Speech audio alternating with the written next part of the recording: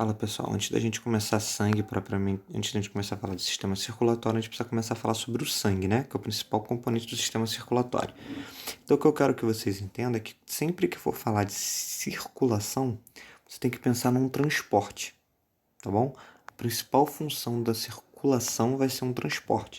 Transporte de quê? De gases, transporte de nutrientes, transporte de substâncias tóxicas, transporte de hormônios, tudo vai ser, a grande parte das substâncias vão ser transportadas pelo sangue.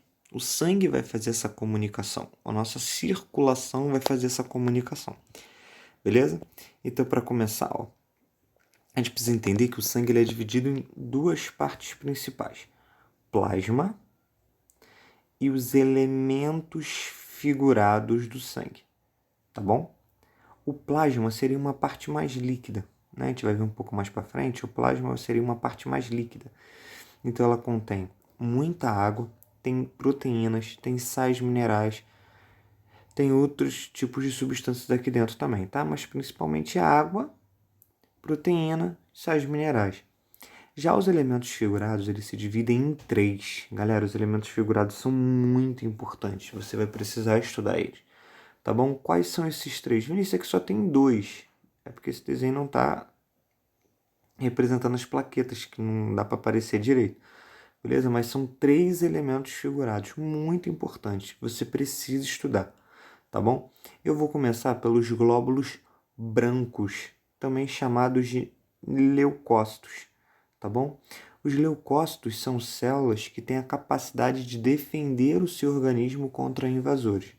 Tranquilo? Eles é que vão produzir os anticorpos, que são proteínas especiais para tentar inativar um invasor, que a gente vai chamar de antígeno. Existem vários tipos de leucócito. Neutrófilo, que ele colocou aqui, ó, basófilo, cada um vai ter uma função específica. E a gente vai estudar um pouco melhor isso quando a gente for falar de imunidade. Quando a gente for para a imunidade, a gente vai dar um foco maior nos leucócitos.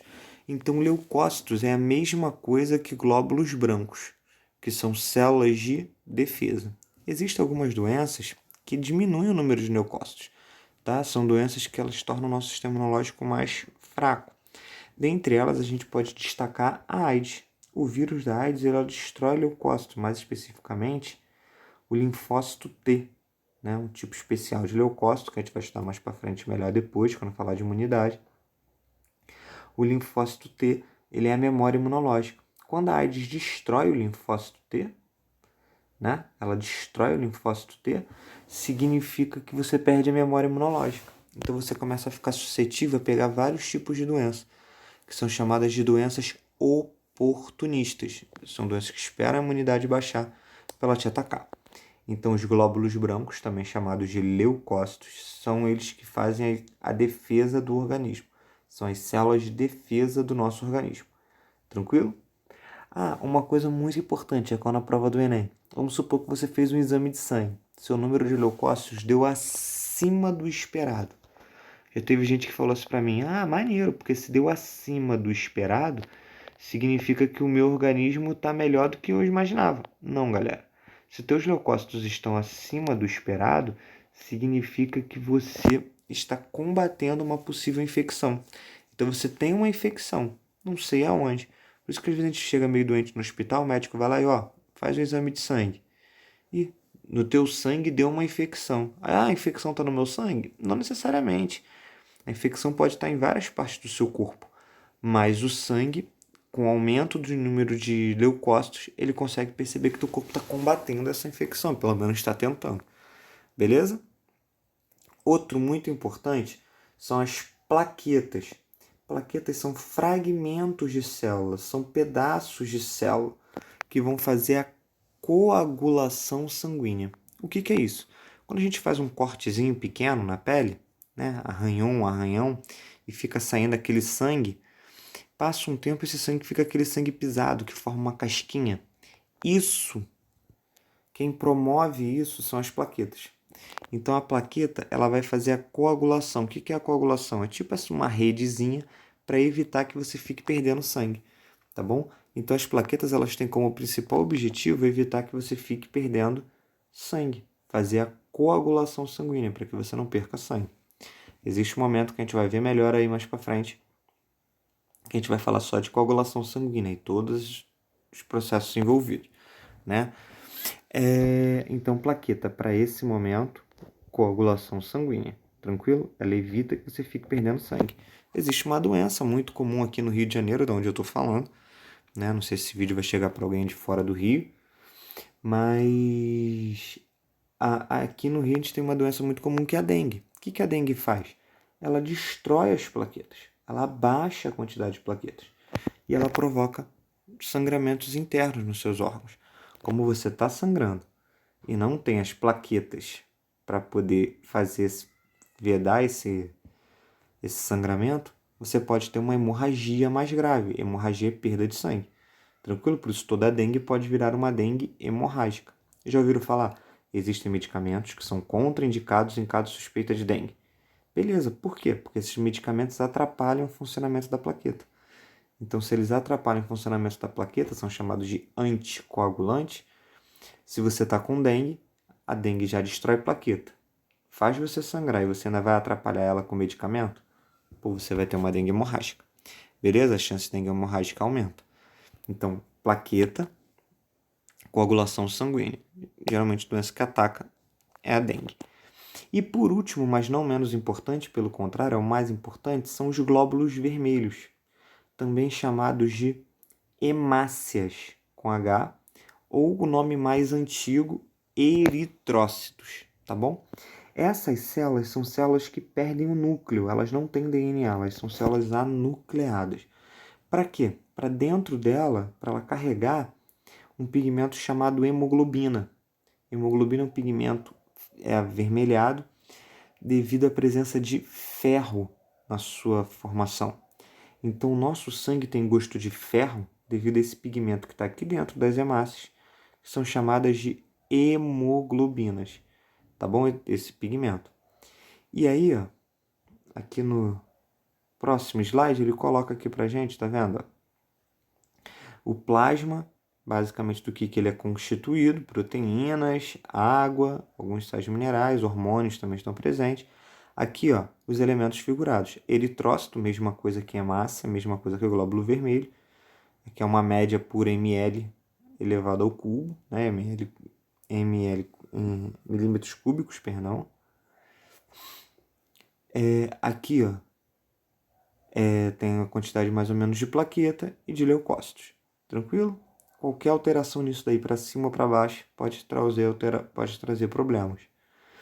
A hemoglobina é interessante o quê? Quando a hemoglobina se liga ao oxigênio, a gente diz que isso aqui é uma ligação mais instável, chamada de oxihemoglobina.